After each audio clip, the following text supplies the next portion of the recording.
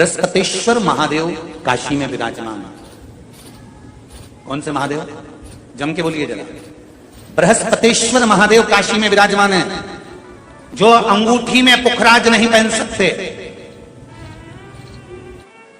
जिनकी भाग्य रेखा उल्टी चल रही हो, बृहस्पति चमक ही नहीं रहा हो, जिस काम में हाथ डालते हैं वो काम पूरा ही नहीं होता हो, तो एक बार काशी जाना, बृहस्पतेश्वर महादेव का स्पर्श करना, उनका अभिषेक पूजन करना और उनका स्पर्श कर कर एक बेलपत्र ब्राह्मण देवता से मांग कर लेकर जाना कि इन बृहस्पतेश्वर महादेव से मुझे एक बेलपत्र दे दो।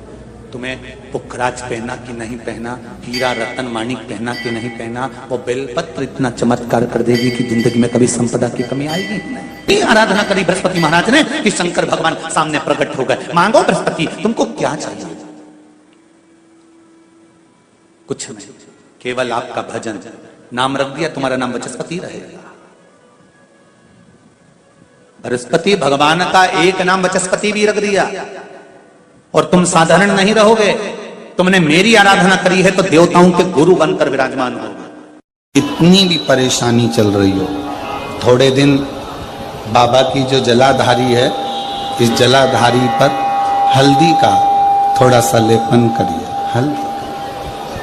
हल्दी का लेपन कर कर जिस पात्र से शिवजी को जल चढ़ाओगी, उसी पात्र पर अपनी 3 उंगलियों का स्पर्श हल्दी का कर कर फिर बाबा को कुंदकेश्वर महादेव के नाम से जल चढ़ाना प्रारंभ करें। जो हल्दी का लेपन आपने जलाधारी पर करा है, उसी जलाधारी की एक उंगली कलश पर लगाकर लेकर आओ। घर के अंदर जब प्रवेश करो या व्यापार में प्रवेश करो तो जो कलश पर हल्दी लगाकर लाए हो, वही दरवाजे के ऊपर थोड़ी सी मात्रा में कुंदकेश्वर महादेव के नाम से लगाना प्रारंभ कर दो। कैसी भी चिंता हो, 7 से 8 दिन में वो चिंता समाप्त होगी। पूजा में 2 चीजों का होना बहुत जरूरी है, बहुत ध्यान देना। एक, जब कोई भी विद्वान ब्राह्मण आपके घर में पूजन कराने आते हैं, कोई भी विद्वान ब्राह्मण जब आपके घर में पूजन करते हैं, कोई विद्वान ब्राह्मण जब आपके घर में पूजन करने के लिए आते हैं, पूजन कराते हैं, सबसे पहले दीप प्रज्वलित करते हैं। क्या प्रज्वलित करते हैं? दीप। आप भगवान के मंदिर में जब पूजन करें, आप जब अपने घर में भगवान की जब पूजन करें, तो आप स्तुति, पाठ, मंत्र, साधना, जप, अनुष्ठान सब बाद में, सबसे पहले एक दीप प्रज्वलित करें। पूजन में दीपक होना बहुत जरूरी है। और दूसरा है, ऐसी कोई पूजन नहीं जिसमें महादेव नहीं। अगर जिस पूजन में शंकर नहीं होंगे, वो पूजन कोई देवता स्वीकार नहीं करता, कोई देवता स्वीकार नहीं करेगा, उस पूजन का कोई फल नहीं जिसमें शिव नहीं है। अब अभी तक 2 भार इंद्र के पास में थे, बहुत ध्यान देकर समझना ये नवग्रह कथा को। 2 भार थे इंद्र के पास। इन कौन से पद थे? जम के बोलो जरा। पहला पद देवराज इंद्र का, दूसरा पद देवगुरु, देव गुरु का पद भी इंद्र के पास में था और देवराज का पद भी इंद्र के पास में था। ये 2 पद जब होता है, साधारण भाषा में आप ले लीजिए, किसी के पास में अध्यक्ष का पद भी है, किसी के पास में और कहीं का पद भी है, 2-3 पद उसके पास में विराजमान है, तो उसके पास में 2-3 पद अगर विराजमान है, तो फिर उससे अगर एक पद ले लिया जाता है तो उसको अहंकार आ जाता है, उसको गुस्सा आ जाता है कि बताओ, अभी तक तो मुझे पूछा जा रहा था, अब तुम तो वो पद पे भी जान दो। जैसे तुम किसी कुर्सी पर बैठे हो, कथा सुन रहे हो, और इतने में कोई रिश्तेदार बाहेती जी का आ गया और तुम बढ़िया आराम से बैठे थे, और बैठे बैठे इतने में बाहेती परिवार से कोई आया और उसने तुमको उठाया, प्लीज थोड़ा सा, और तुम्हें उठाकर दूसरी जगह बिठा दिया, और उन्होंने अपने वाले को कुर्सी पर बिठा दिया। अब बोलो, जो उठा,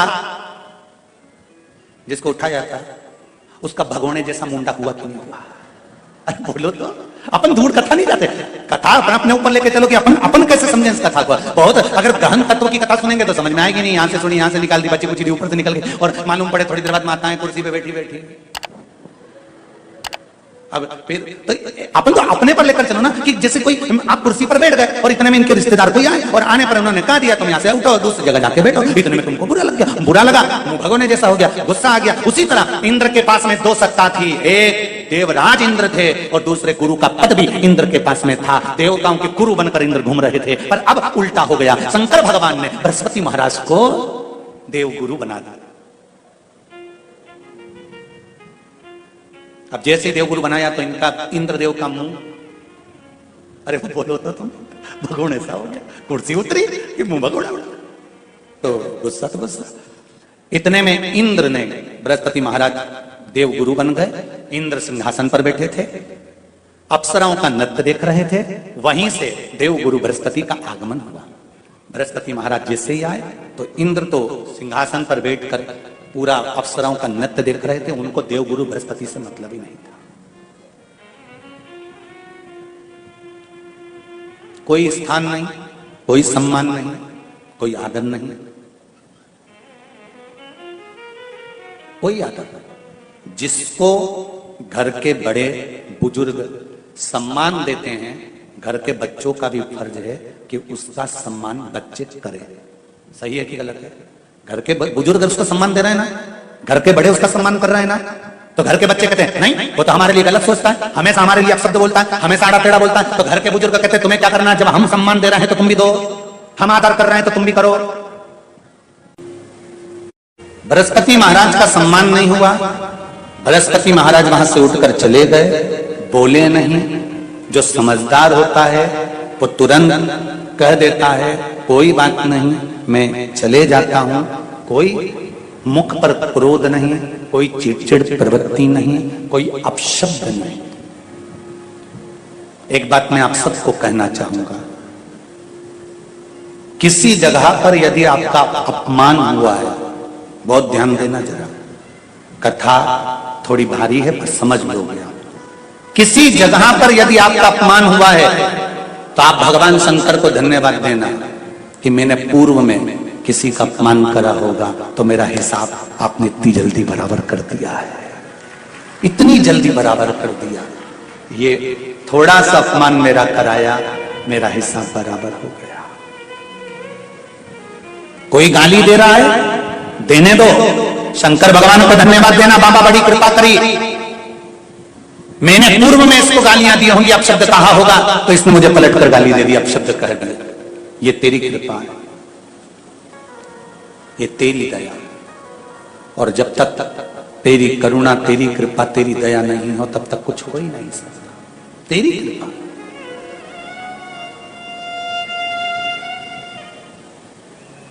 भगवान से कहो, हे देवाधिदेव महादेव, मैं ये नहीं कहता कि मुझे रोने मत देना,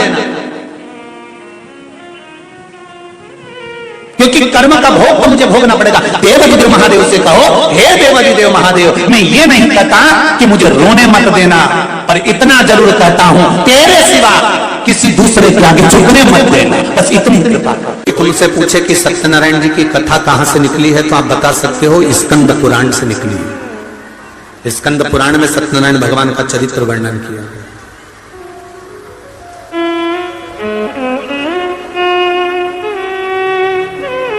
कितने लोग हैं जिनके यहां सत्यनारायण भगवान की कथा होती है? कभी तो हुई होगी, हुई है?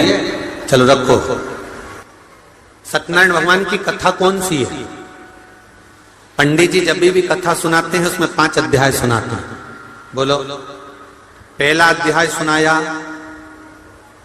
एक ब्राह्मण के घर पर एक लक्कड़हारे ने कथा सुनी। बोलो सही है कि गलत है?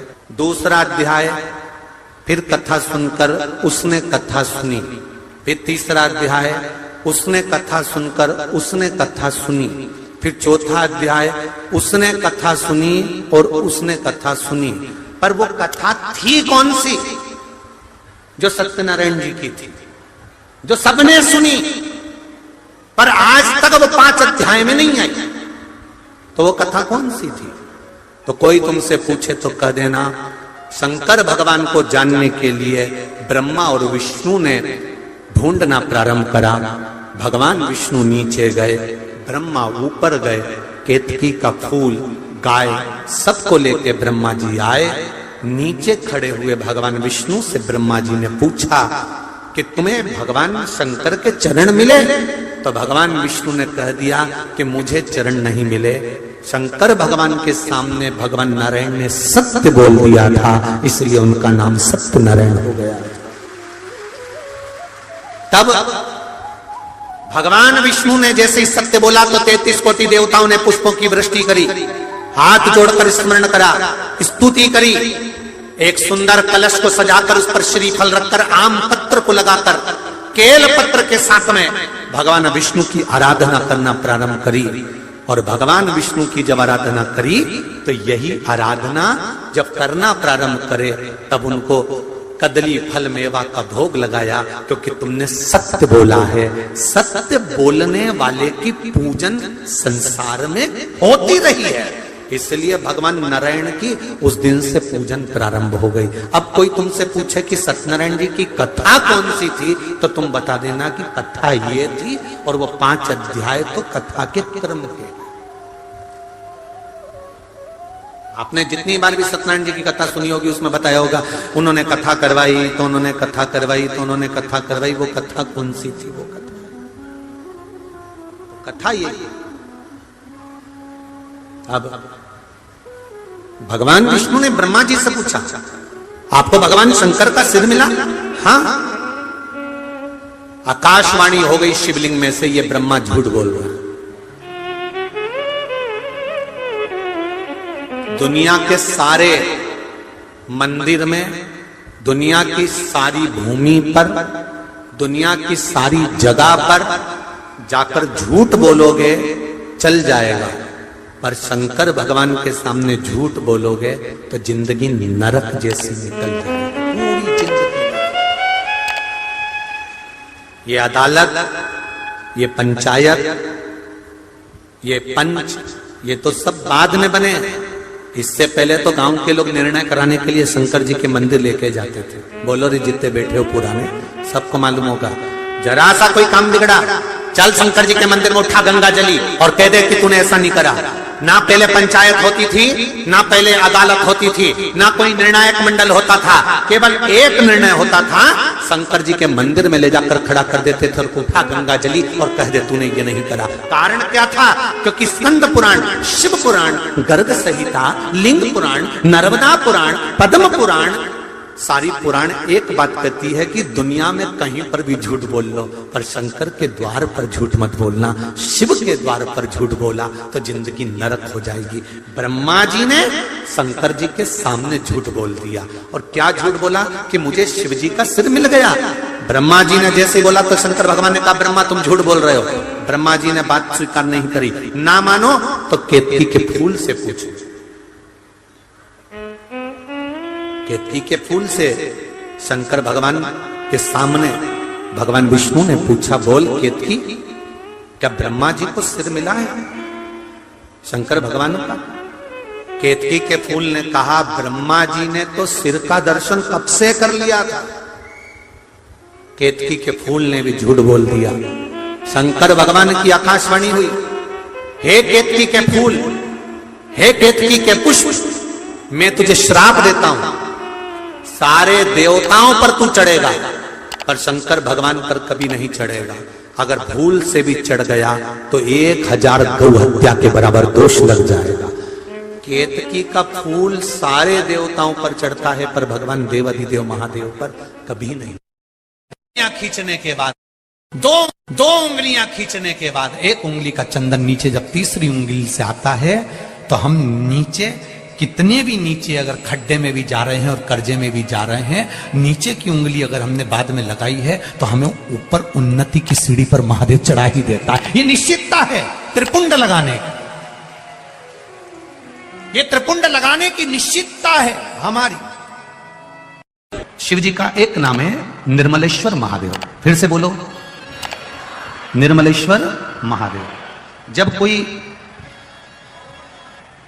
हमको कष्ट देने का प्रयास करता है या हमको तकलीफ देता है या हमको दुख देता है या ऐसा लगता है कि कोई हमें तंग कर रहा है, बहुत दिनों से मेरा ये काम होना था, बहुत दिनों से ये फाइल पड़ी है, उस पर सिग्नेचर होना था, वो फाइल आगे नहीं बढ़ रही, उस फाइल को आगे बढ़ना था या काम होना था, पर कोई अड़चन मेरी जिंदगी में जरूर आ रही है, उस जगह पर निर्मलेश्वर महादेव का पूजन कार्य आता है।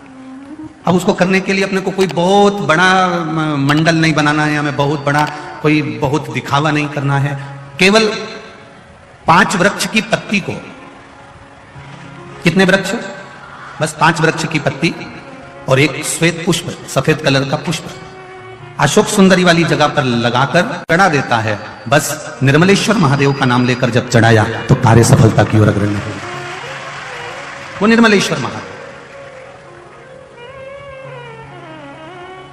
प्रत्येक जीव के हृदय में निर्मलता प्रदान करना, प्रत्येक जीव के हृदय में एक सुख का अनुभव करवा देना, प्रत्येक जीव के भीतर एक भक्ति का आनंद प्रदान कर देना। कहीं अगर आपको भी लगता है कि मेरा ये काम होना था, मैंने ये लोन लेने के लिए, मैंने कर्जा चुकाने के लिए, मैंने ये मकान बनाने के लिए, मैंने ये कार्य करने, तो 5 दुर्बा, कितनी दुर्बा जम के बोलो जरा, 5 दुर्बा 1 बेलपत्र। कभी अगर मौका मिले जीवन में 5 दुर्बा 1 बेलपत्र, 1 अक्षत, 1 चावल का दाना और तीनों पत्तियों पर लगा हुआ चंदन। बेलपत्र की जो 3 पत्ती होती है, इन तीनों पर लगा हुआ चंदन, दुर्वा, बेलपत्र, चावल का 1 दाना मध्य पत्ती पर रखकर, जब भी आप अपने हृदय से कोई सरकारी गतिविधियों में कहीं फंस गए हो, सरकारी कोई केस चल रहा है, कोई सरकारी चीजों में अगर तकलीफें आ रही है, तो शिव का नाम लेकर आप अपना कर्म जरूर करना, मेहनत जरूर करना, कर्म के साथ में शंकर पर विश्वास रखकर 1 अक्षत का दाना, 1 बेलपत्र, 5 दुर्बा हाथ में लेकर शिव का स्मरण कर कर श्री शिवाय नमस्तुभ्यम कहकर, अगर श्री शिवाय नमस्तुभ्यम भी नहीं कह सकते, पंचाक्षर मंत्र नमः शिवाय, षडाक्षर मंत्र ओम नमः शिवाय, या फिर श्री शिवाय नमस्तुभ्यम बोलकर शिव को जो स्थान आपको बताया है, स्थान देखा है ना, फिर ध्यान देंगे अशोक सुंदरी से शिवलिंग के बीच की जो खाली जगह है, देख रहे हो आप लोग,